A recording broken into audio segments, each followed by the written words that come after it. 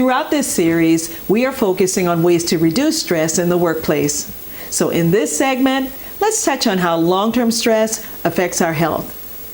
It's important to pay attention to how we deal with both major and minor stress events. Why? Because health problems can occur if stress goes on for too long or becomes chronic.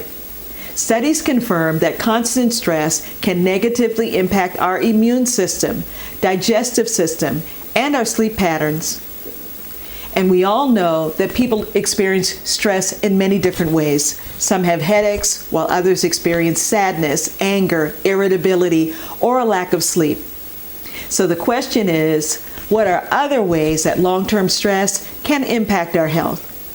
Well, people under chronic stress are also prone to more frequent and severe viral infections, like the flu or the common cold. And over time, stress can also contribute to serious health conditions like heart disease, high blood pressure, diabetes, depression, and other illnesses. So in closing, it's important that we all do our part in reducing stress, not only for ourselves, but also others in our workplace.